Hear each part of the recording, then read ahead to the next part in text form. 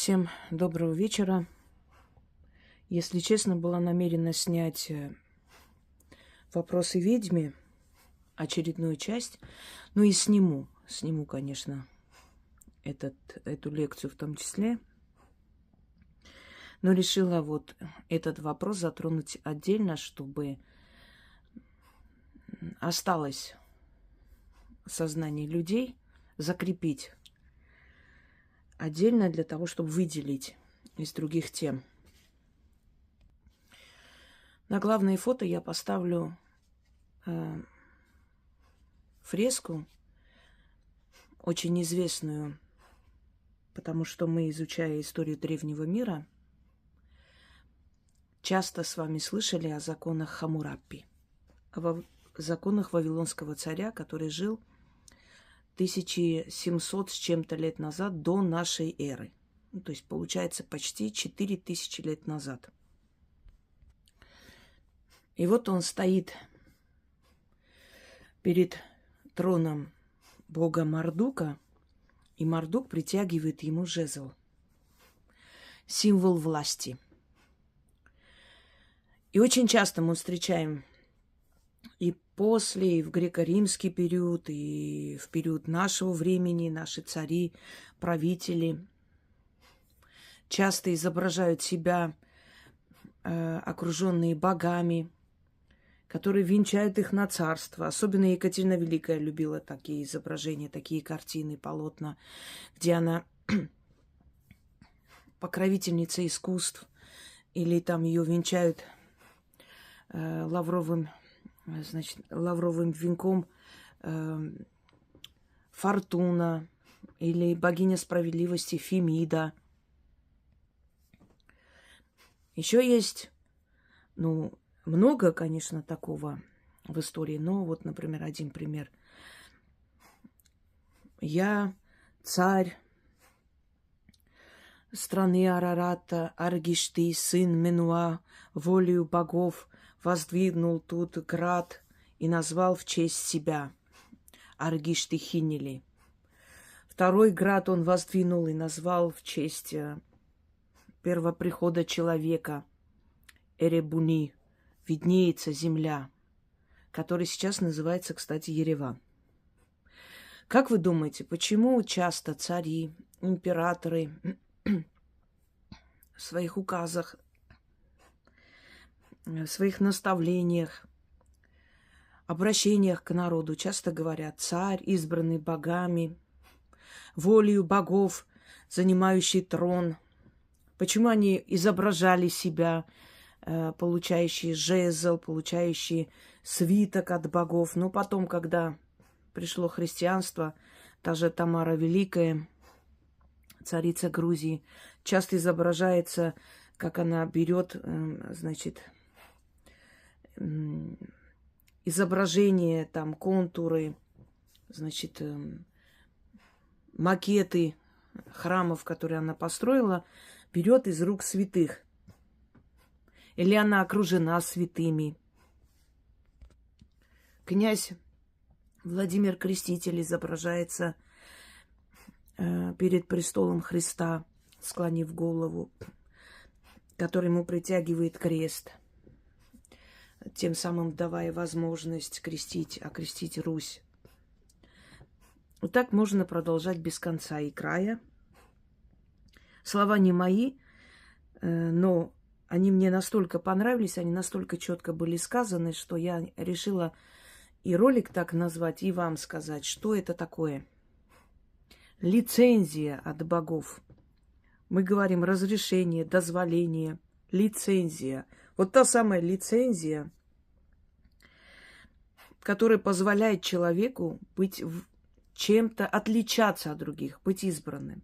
Избранный, понимаете, избранный — это в разных ракурсах можно быть избранным. То есть избранный не означает лучше других. Избранный человек может страдать больше других. По разным, скажем так, поверьям и рассказам, и Христос, если он был на земле, тоже был избранный. Однако мы знаем, чем закончилась его избранность, не так ли? И многие святые были избранные люди, их камнями убили. Ученые были избранные люди, которые оставили после себя великое наследие, но их сожгли. То есть быть избранным богами, первородными силами рассоздания, это не обязательно хорошо.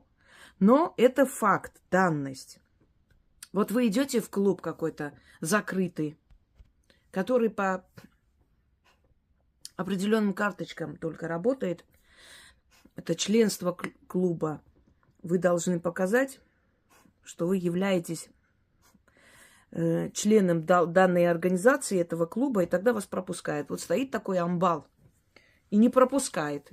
Пропуск.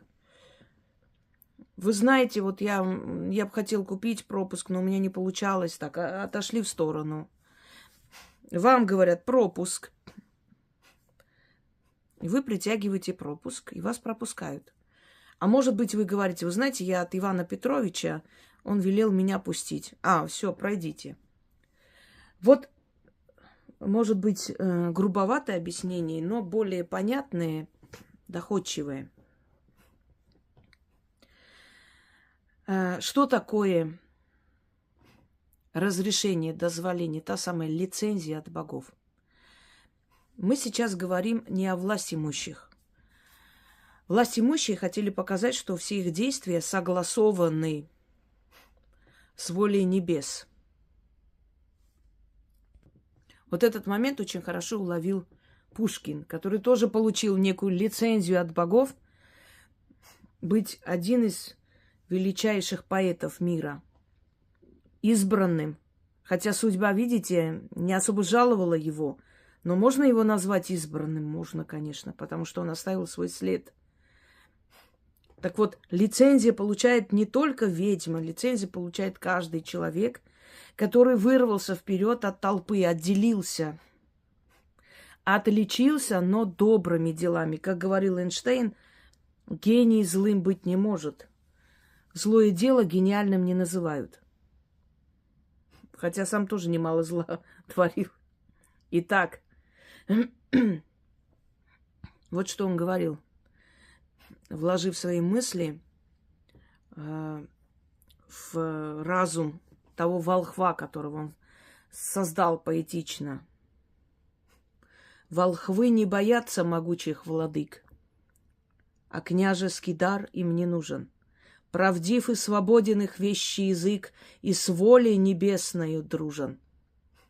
Вот здесь обратите внимание, самое важное, даже не вещий язык, и то, что он правдив и свободен, и что они не боятся могучих владык. Нет. С волей небесною дружен. Вот это самый важный аспект, который я хотел подчеркнуть. С волей небесной, все согласовано с богами. Так хотели говорить древние правители, когда Хаммурапи создавал свои законы.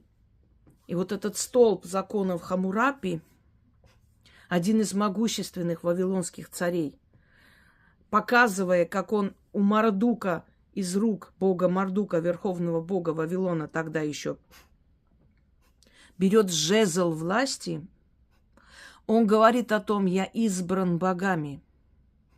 Через меня боги с вами говорят. И то, что я вам даю, эти законы, это не моя выдумка и каприз и желание. Это воля богов. Моя воля согласована с их волей. Это через меня боги вам говорят. Вот не просто же так султанов называли тень Аллаха на земле, говоря о том, что вот восточные деспоты. Почему деспоты? Единоличное правление.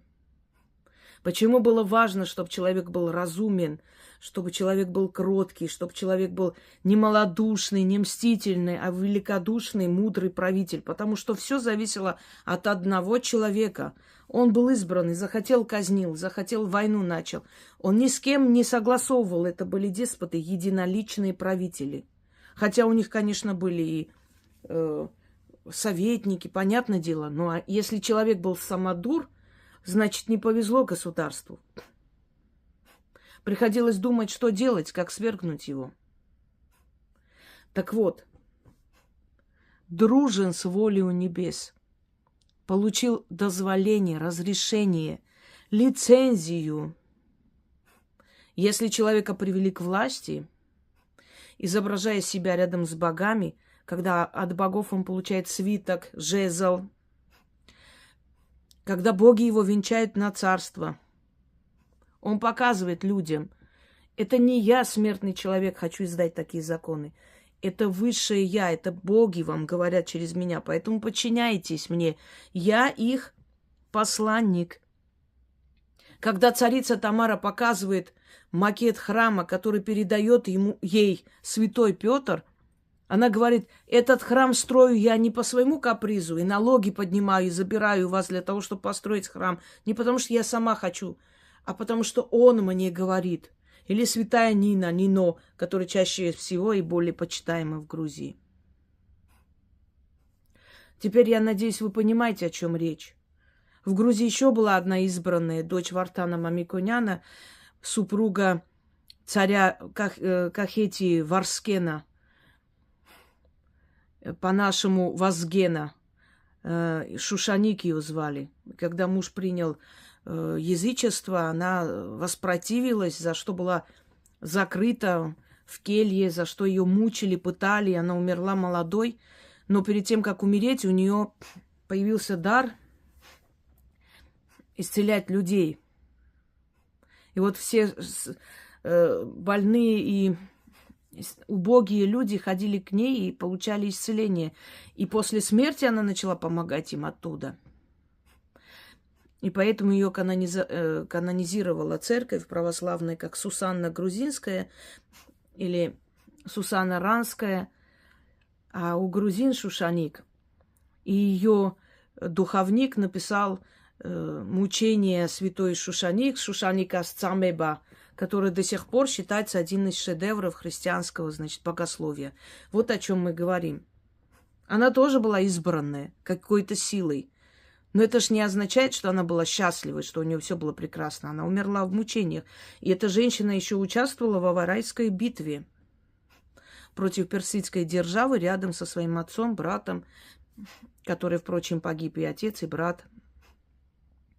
Потом вернулась в Грузию. Была заточена в крепость своим мужем. Избранная Сусанна Ранская, Шушаник. Я пытаюсь вам сказать, что избранность, когда я говорю избранный человек, это не означает, что человек выше других или счастливее, или он должен ходить и не здороваться ни с кем. Нет. Избранность означает необычность. На этого человека возложено больше миссий, чем на других. Этот человек ответственен больше за что-то. У него больше ответственности, не всегда много прав.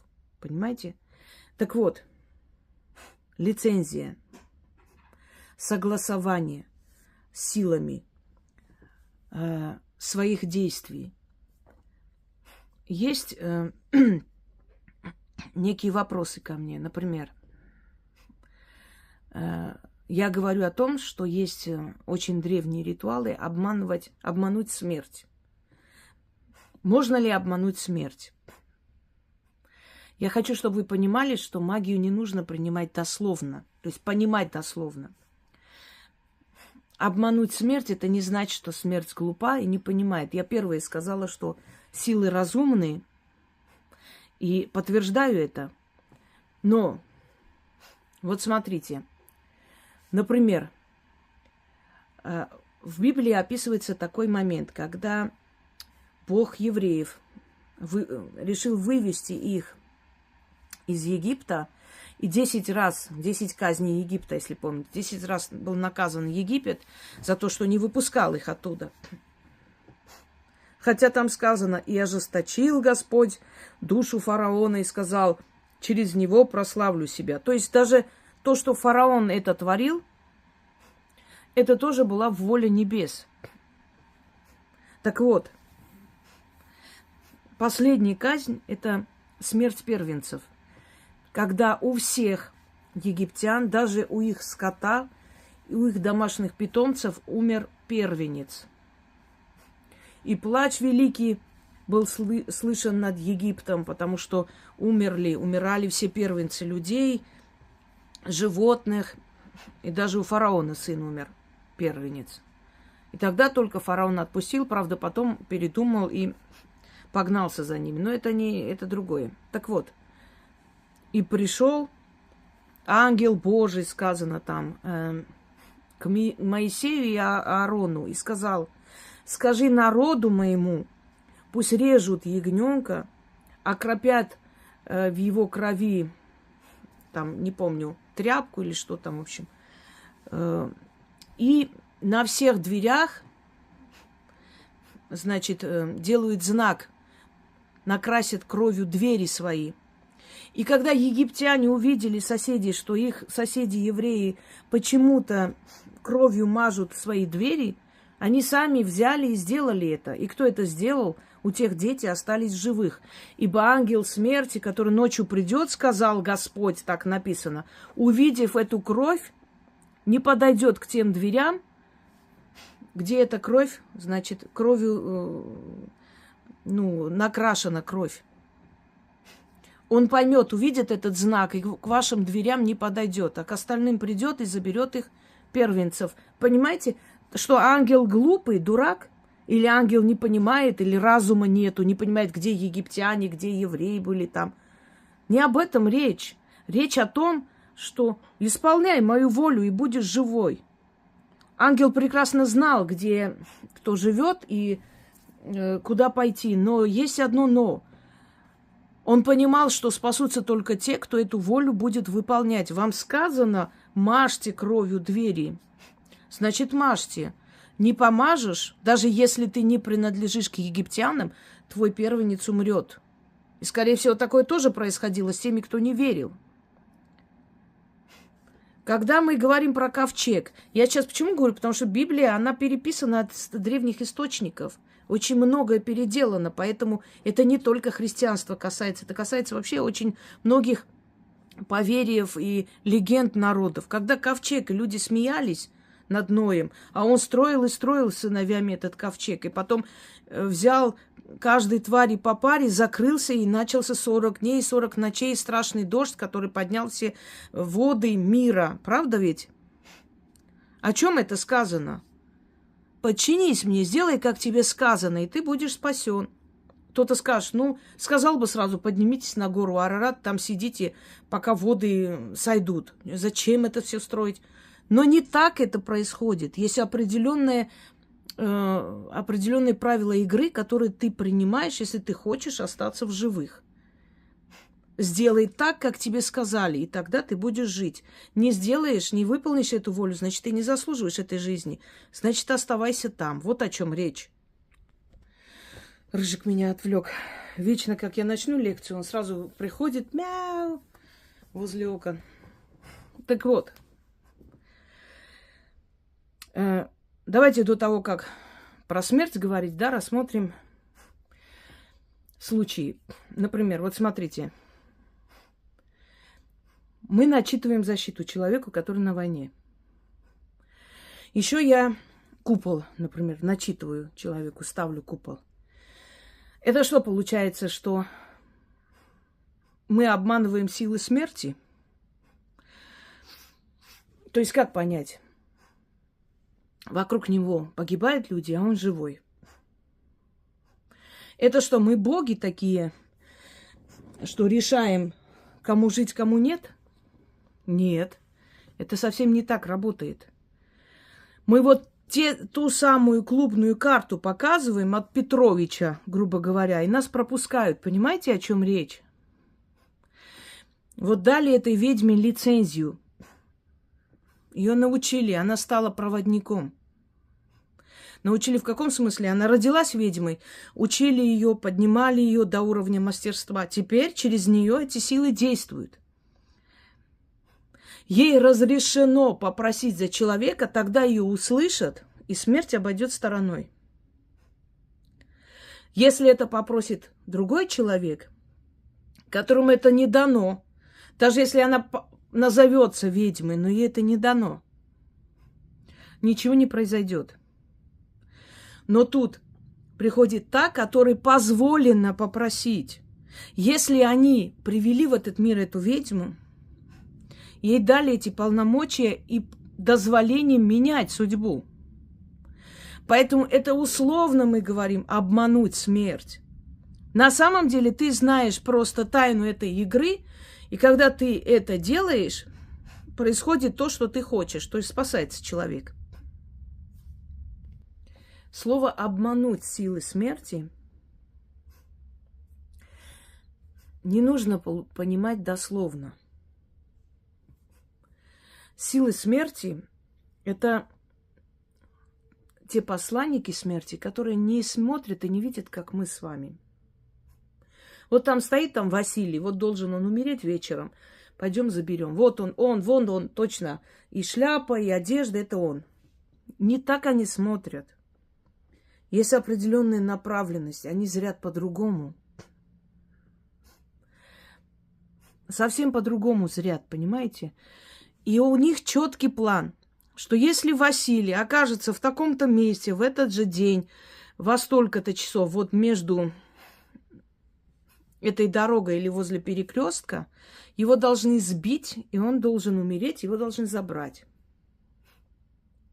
Но появляется кто-то, кто предугадывает это намерение, видит и говорит этому Василию: послушай меня, если ты пойдешь на кладбище, отнесешь откуп таким-то могилам, оставишь там, не знаю, 3 раза постучишься, повернешься к кресту, что-то скажешь, уйдешь без оглядки, то ты останешься жив. И во столько-то вот к этому перекрестку не ходи. Приходит сила смерти, который должен этого Василия забрать вот с этого перекрестка во столько-то времени. А его нет. Если его нет, у него четкая программа, он должен забрать во столько вот отсюда. Он не должен за ним ходить домой или искать, где он там сидит. Он с этого места должен его забрать, а его в этом месте нет. Кто-то знал, кому-то дали право его спасти. Почему? Потому что Василий выполнил волю сил, и даже если они, как, знаете, одной рукой ударили, другой рукой погладили за голову, вот они говорят, если этот человек нас послушается и во столько туда не пойдет, значит, наши посланники его не найдут вернуться обратно ни с чем. А если Василий пошлет ее, скажет: да пошла бы ты, тут и такая вообще еще судьбу только Боженька видит, пошла вон. И пойдет, станет на этот перекресток во столько-то. Эти силы придут, а вон он стоит, забираем, и его заберут. Для чего пришла ведьма? Она не пришла спорить с волей небес. Она пришла выполнять эту волю. Вот передают через нее человеку. Не делай этого. Вот у тебя там, скажем, слепой бык. Животных-инвалидов забивать нельзя. Просто нельзя и все. Хромой, слепой, хромая курица нельзя забивать. Они должны жить до самой старости, умереть своей смертью и быть захоронены как человек. Ну, не имеется в виду, что там столы должны накрывать, но его должны хоронить или предать огню. Есть нельзя. Вот приходят силы во сне под видом вот этого быка и говорят: мой хозяин хочет меня зарезать. Пожалуйста, скажи ему, пусть он этого не делает, потому что если он это сделает, то придут несчастья в его дом. И ведьма сообщает это его жене, дочери. Говорит: скажите своему отцу, пусть не режет этого быка. Потому что я видела такой сон. Сам этот бык пришел и мне сказал, чтобы этого не сделали. Ну, естественно, не бык пришел, а пришли силы, да, вот с его изображением этого быка. И хозяин этого быка прислушался к своим женщинам и не тронул этого быка. Проходит время, сын приезжает, говорит: отец, ты знаешь, в такой-то день я чуть в аварию не попал, там столько людей погибли. Меня просто чудо спасло, до сих пор не верится, что я живой остался. И отец вспоминает, что тот самый день он хотел этого быка зарезать, но его отговорили. И сын остался живой. А отец может махнуть рукой, послать всех на 3 буквы и зарезать этого быка. И потом, через несколько дней, привезут его сына погибшего. Ведьма обманула эту смерть? Нет. Ей дали возможность поменять эту программу для этого человека. Вот у его рода есть какие-то привилегии. Они попросили за него, они попросили за своего потомка. А силы говорят, хорошо, но есть одно но, он должен уважать нашу волю. Вот у него есть слепой бык, он должен его не зарезать, хотя он хочет это мясо продать, он должен унять внутри себя эту жадность, отказаться от этих денег, то есть пожертвовать этим ради сына. Он готов, если он это сделает, выполнит эти условия, сын останется живой. Если не выполнит, тогда извините, он сам виноват. Дают 2 дороги, шанс человеку. Прислушался, продолжение рода есть. Не прислушался, нету. Понимаете, вот это слово «обмануть», это не нужно понимать дословно. Одни силы можно обмануть вот таким образом, то есть сделать так, чтобы на опережение действовать. Ей дают возможность помочь человеку. А эти силы, они обязаны прийти, потому что они слуги времени. Время пришло, они должны забрать. Их действительно обманывают. И их хозяева, и та ведьма, которая смогла предугадать и предвидеть, и спасти человека. Это вот такой обман. Их дело выполнить задачу, вот во столько забрать душу отсюда. А если душа отсюда не будет здесь во столько, они его не заберут. Потому что опередили, потому что другие силы помогли, дали возможность. И эти уходят ни с чем. Они не расстроены и не плачут. Они приходят. Вот у них четкая программа, понимаете? Есть силы мироздания. Их называют слуги времени. У них четкое предназначение. Они подчиняются высшему Я. Они хоть и силы смерти, но даже сила смерти не подвластна над ними приказывать. Не забирайте этого человека. А вот они пришли, они должны прийти забрать. И сила смерти дает шанс человеку, потому что у него род. Вот вы сегодня спросили, вот Ирина сняла общение с дочерью умершей. Говорите, почему не у всех так? Привилегия рода.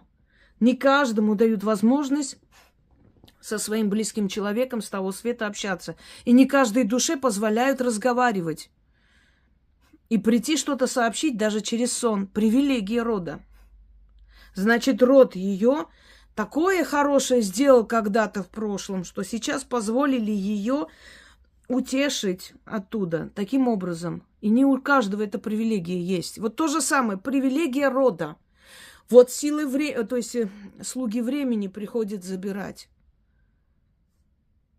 И сила смерти, услышав мольбу, просьбу родных душ, говорит, хорошо, я помогу, это я так условно говорю, я помогу, но пусть он выполнит условия, тогда он спасется.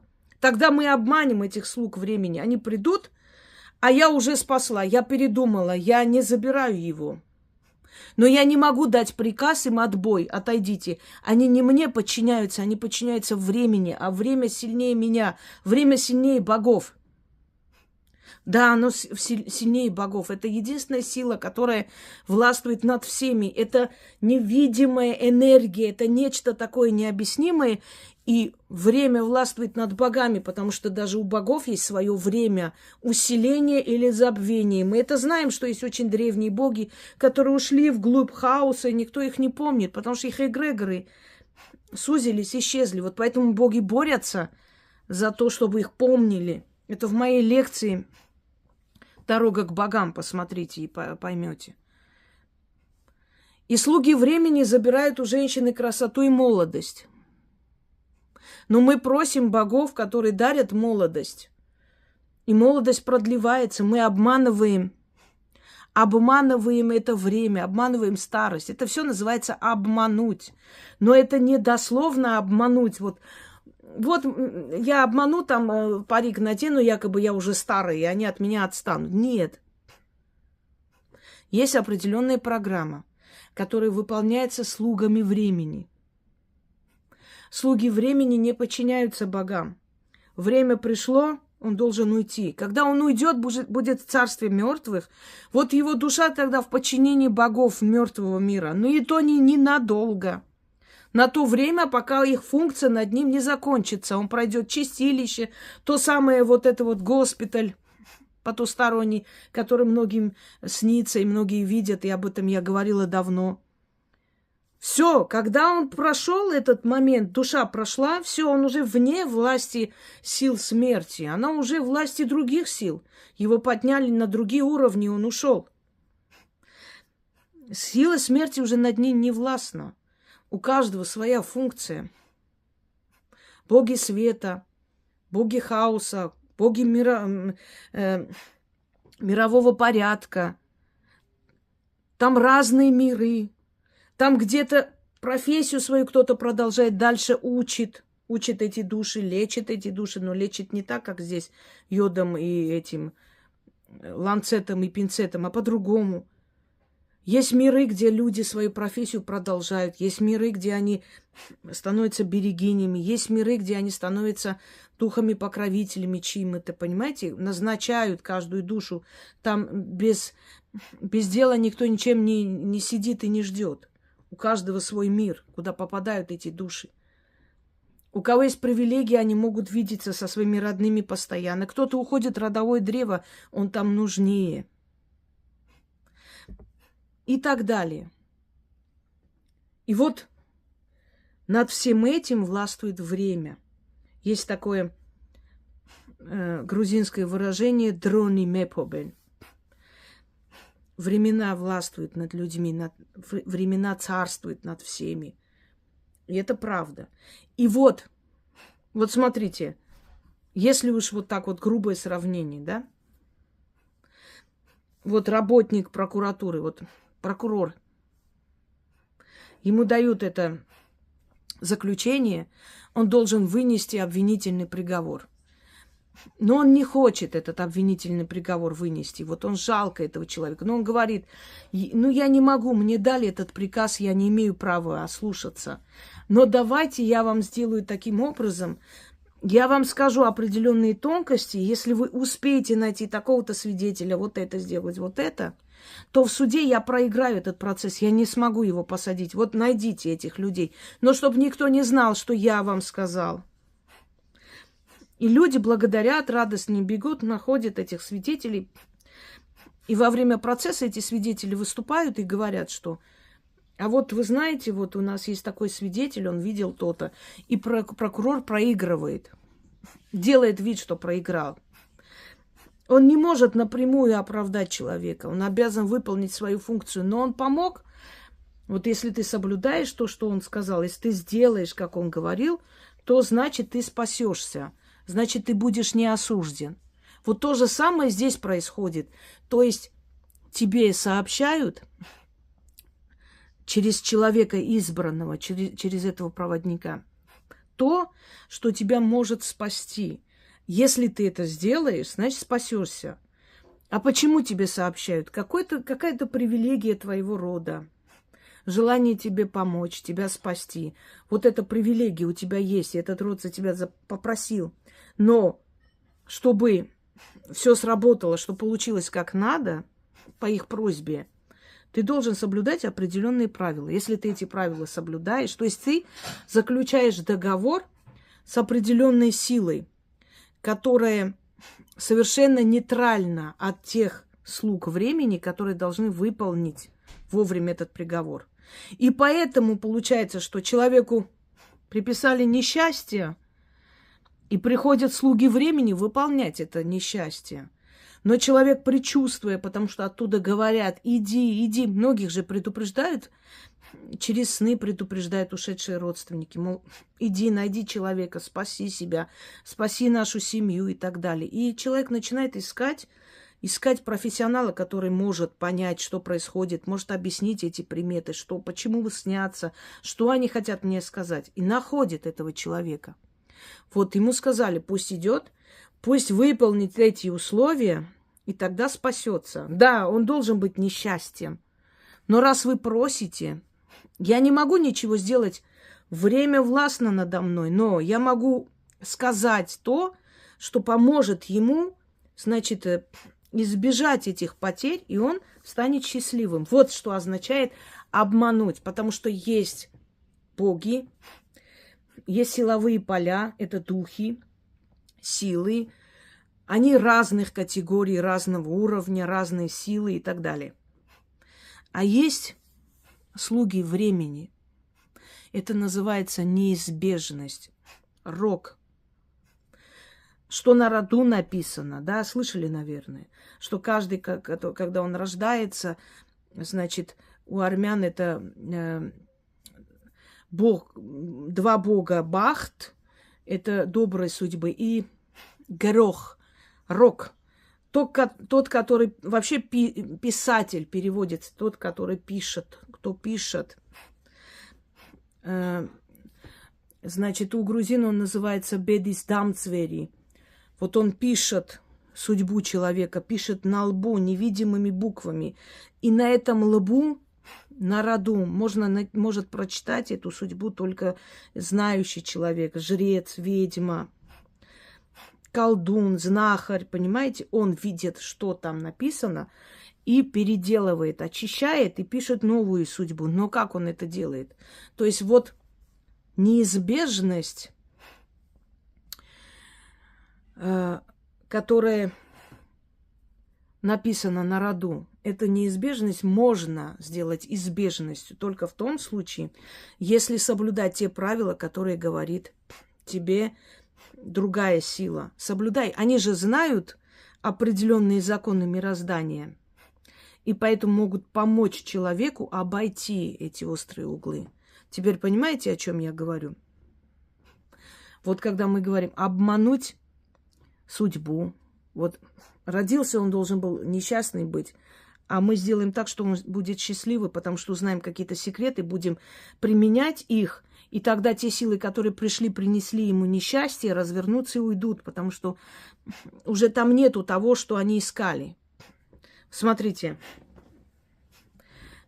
есть такая традиция, очень древняя, такой ритуал. Когда в семье не могут родить, ну, то есть не выживают дети, особенно мальчики, значит, этого ребенка, который родился, в течение нескольких дней, желательно там в течение 7 дней, отдать, подарить другой семье. Как это происходит? Надо искать семью, желательно другой национальности и другого, то есть другой конфессии, другой религии. Происходит определенный ритуал. Ты отдаешь в руки этой женщины, этого ребенка и говоришь: это твой сын. Она берет ребенка и говорит: это мой сын. Я признаю его своим сыном. Она должна назвать его. Не имеешь права спорить. Она назовет его тем именем, которым назовет. У армян иногда встречаются такие имена, как Тофик, значит, Мамед. И некоторые говорят: а почему так назвали мусульманскими именами? Вот по этой причине, что в детстве они были отданы символически другой семье. Тюркской, азербайджанской семье, персидской семье. И они дали имя этому мальчику, а ты не можешь спорить. Они дают ребенку имя. Естественно, это твой ребенок, он остается у тебя, он официально продолжает твою родословную. Но на ментальном уровне он больше не твоего рода. Он принадлежит тому роду. Или между родами находится, можно и так сказать. Но он им тоже принадлежит. Это их ребенок уже. И вот смотрите, вот, например, род там Закарьянов должна прерваться. Дети рождаются, умирают. Не получается, не выживают дети. И одна умная женщина говорит, давайте проведем обмен или дарение ребенка, так называется. Находят семью, договариваются. Потом этих людей называют кирва. Это появилось это название не очень давно, то есть, с того момента, как начали проводить этот ритуал именно с мусульманскими семьями. Это как крестный, но не по христианским канонам. То есть он не может быть, он мусульманин, он не может быть крестным. Чтобы быть крестным, надо самому быть крещенным, быть в конфессии, еще и в той конфессии, которая, если он православный крестный, значит, он должен сам быть православный. Если григорианский, католический человек не может быть крестным у православного и так далее. Там свои тонкости. Но он крестный по вот этим вот традициям. Отсюда появилось название кирва. Крестный. Но крестный мусульманин, понимаете? Он не идет, конечно, в церковь, крест не покупает, но он крестный, он отец. Он обязан быть отцом, а она крестная. Точно так же, как в этом обряде. То есть нашли правильное название вот этому обряду применения, хотя оно языческое. Так вот, приходит женщина, мужчина, она отдает, мать отдает этого ребенка ей в руки и говорит, это твой сын или твоя дочь. Она говорит, это мой сын, я признаю этого ребенка своим и называю Магомед. Вот называю и говорят 3 раза. Ты берешь этого ребенка, я беру этого ребенка. Это мой сын. А он отныне Магомед. Он сын такой-то, Айши. Все. Ребенок, там есть еще некоторые тонкости. Ребенок их уже. Они обязаны подарки дарить этому ребенку. Родители ребенка обязаны дарить им дары. Обмениваются дарами и дружат, естественно, с семьями. Ребенок называет свою мать матерью, отца отцом. Все, он их ребенок по отчеству и по документам, но в ментальном плане не их ребенок. Так вот, род Закарян должен был прерваться. Закарянов больше нет. Есть Магомед Мамедов, пускай так. Он уже Мамедов Магомед, он не Закарян. Он никто этим людям уже. Обманули силу смерти. Пришли слуги времени забрать ребенка. У этого рода продолжения не должно быть. Любой ребенок, рожденный в этом роду этих родителей, должен умереть. Хорошо, они приходят забрать, а вот тут нет уже ребенка. Закарянов нет больше. Продолжения нет, младенца нет. Это Магомед Мамадов. Как его забрать? Это чужой ребенок, это чужой род. Понимаете как? Зная правила мироздания, можно их обойти. Вот к чему я веду. Но чтобы их обойти, надо иметь лицензию, то есть иметь разрешение. Тебе позволено это знать и обойти. А обычному человеку нет. Теперь ко второму вопросу. Почему там, где вот люди покупают место для всей семьи, есть такие люди, это для всей нашей родни, там большое место на кладбище, радуются, как не знаю, что подарок купили какой-то. И друг за другом начинают уходить. Или человек купил себе место, купил себе гроб, там на крыше хранит еще что-нибудь, вот такие вот художества. Даже на камне уже свое имя попросил написать и фотографию, чтобы дети вообще не тратились. Или просто купил место. Большое место на кладбище для всей семьи. И вы знаете, за короткое время семья начинает уходить туда. Почему?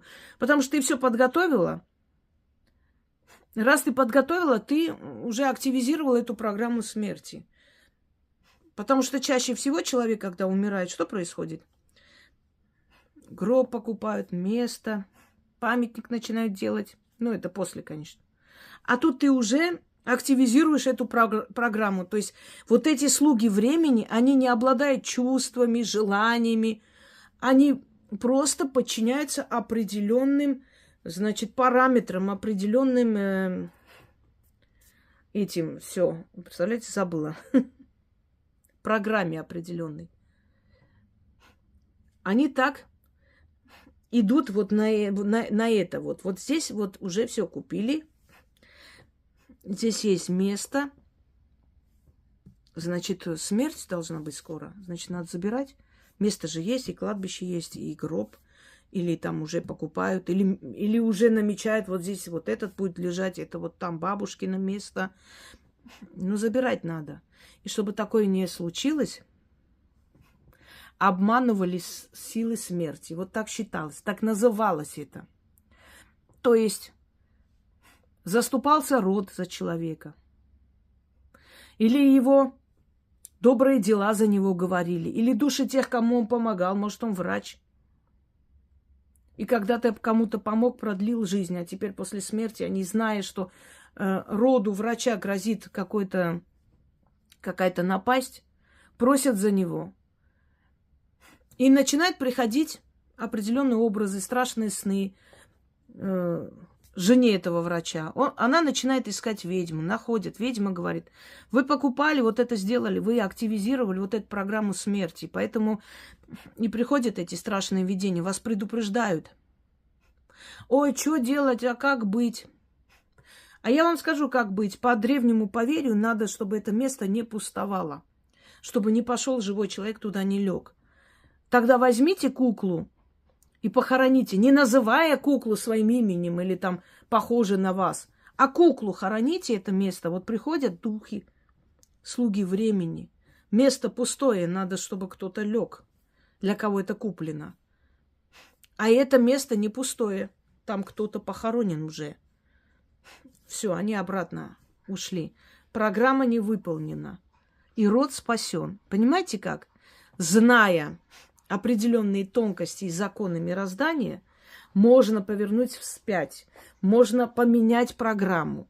Но это дано не каждому человеку, это не дано любому человеку, мимо проходящему, который может просто взять и это сделать. Есть, я не знаю, сейчас есть, жива ли, одна знахарка, ведьма в Казахстане. Ее называют Апашка, тетенька. Очень строгая женщина. Так вот, она палками бьет и сбивает болезнь человека. Конечно, не так бьет, чтобы человек в обморок падал. Ну, так, слегка касается этой палкой, как бы избивая болезнь, выгоняя. И она говорит, неужели вы думаете, что все дело в этой палке? Вон, берите палки и бейте друг друга. Я посмотрю, ваша болезнь не исцеляется или нет. Это должно быть дано. Мне так разрешают делать. Мне сказали, сделай так. Ты так сделаешь, и мы поможем. Каждому человеку силы мироздания дают свою программу действия. Понимаете? Тому человеку, который должен помочь другим. Тому человеку, который должен управлять другими. Тому человеку, который должен стать святым своими деяниями. Тому человеку, который должен вылечить. У каждого своя личная программа действий. Если ты следуешь этой программе, у тебя получается. Ты выполняешь их волю. Ты согласно правилам игры действуешь. Тогда у тебя получается. Если нет, то нет. Вот это и называется условно обмануть смерть, обмануть судьбу. Несчастного человека сделать счастливым, одинокую женщину наградить мужем, семьей, помочь. Хотя изначально у нее не получалось ничего. Она должна была быть одинокой. Женщина, которая не может родить, сделать так, чтобы у нее ребенок появился и продолжение рода. Как это сделать? Обходить этих слуг времени, которые на роду написали этой женщине, вот так должно быть. А силы хотят помочь этому человеку. И слуги времени им не подчиняются. Они подчиняются времени. Время над всеми властвует. Но эти боги говорят, мы знаем секрет мироздания, а давай тебе скажем, что надо делать, чтобы они пришли и не нашли тебя там, и не забрали. Чтобы они пришли и не смогли забрать твоего ребенка, и у тебя было продолжение рода. Как в том вот древнем Египте. Мажь кровью свои двери, и мой ангел обойдет тебя стороной и не зайдет в твою дверь, потому что поймет, что ты мой человек. Вот и все. Я думаю, более четко и ясно уж никто не объяснит. Так что, друзья мои, все, что происходит, и перемены в вашей жизни, это тоже воля тех высших сил, как вы любите говорить. Только высшие силы одни имеют четкую программу забрать тебя во столько-то, не дать тебе родить ребенка, не дать тебе быть семейным человеком. А другие силы в обход помогают тебе обойти эти острые углы и обмануть те силы, которые имеют четкую программу. Прийти и сделать. И когда они приходят и вместо сына семьи Закарьян видят Мамадова, они не забирают, они не имеют права забирать. Для их четкой программы должен быть забран Закарьян, а его нету здесь. Ребенка совсем по-другому назвали, дали другой семье. Он на ментальном уровне больше не существует в этой семье. Он уже другим принадлежит. Они не имеют права его забрать. Вот так его обманули. Когда они приходят и видят, что место пустое, и по программе мироздания все надо забрать кого-то, потому что место пустовать не должно. И они приходят и видят, что здесь уже похороненный кто-то. Неважно кто, кукла это или человек. Все, по программе своей, по которой они должны прийти забрать, у них четкая программа, у них нету, вот нет, это кукла, нет, это похоже на их, это их ребенок, они врут, это надо его, нет, этого нету, есть четкая программа услуг времени. Вот здесь не должны быть Закарьяны забрать, пришел, Закарьяна нет, все, они возвращаются назад, у них нет ни эмоций, ни желания, ни радости, ни грусти. Они четко выполняют свою программу. А ты, зная определенные правила, опережаешь. И когда они приходят, их программа выполняться не сможет. Потому что ты опередила, ты исправила это. Понимаете? Вот летит КамАЗ, тормоза у него не работают. Вот он летит просто. И ты понимаешь в своей машине сидя, что если ты сейчас не повернешь в ту сторону, тебя раздавят. Ты повернул, и КамАЗ пролетел мимо тебя и убил остальных, а ты живой остался. У этого КамАЗа нету чувств. Он не хочет никого убивать, и КамАЗист тоже. Но он не может остановить, он не в состоянии командовать над этой машиной. Все, она вышла из повиновения и летит. Если ты вовремя понял, что происходит, почему он на такой ужасной скорости едет, ты осознал, твое седьмое чувство тебе подсказало, ты повернул в сторону, ты спасся и спас свою семью. А кто-то решил, что да ну, едет, наверное, просто сейчас подъедет или повернет в ту сторону. И стал на месте, остановился. И этот КамАЗист, который не может управлять машиной, и эта машина, которая не имеет чувств, она просто едет. Она его собьет и убьет. И убьет, и унесет много жизней, понимаете? Вот духи, силы, слуги времени, они те самые КамАЗы, которым дали четко вот ехать, и они едут. И никто над ними не властен, только время. А во времени зафиксировано, Петрович должен уйти вот такого-то числа, и Васильич вот такого-то. Но если Петрович и Васильич услышат, послушают богов и силы, и сила рода, и умного, мудрого человека, и в этот день туда не пойдут, то этот КамАЗ пройдет мимо них. Вот так яснее? В мироздании не все так просто, как вам может показаться. Есть определенные правила игры. Эти правила могут менять только высшее Я. Но если они дают тебе инструкцию, и ты выполняешь, то меняется и твоя судьба, и твоя жизнь, и дольше живешь, и лучше живешь. И когда они приходят, чтобы наполнить землю, которую ты купил, и видишь, что она уже наполнена, они уходят. В древние времена, если умирал один из близнецов, обязательно с ним хоронили куклу, чтобы он не забрал своего брата или сестру. Близнец или двойняшка, неважно. Знаете об этом?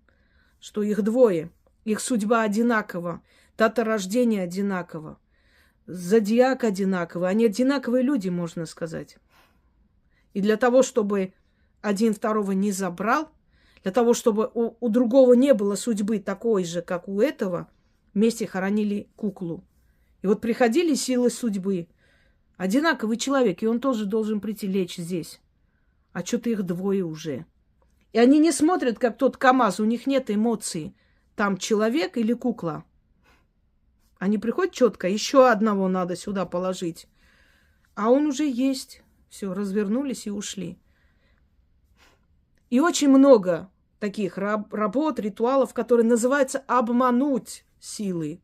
А на самом деле обойти их, зная те законы, которые даны не всем, только избранным. Желаю вам удачи и разума.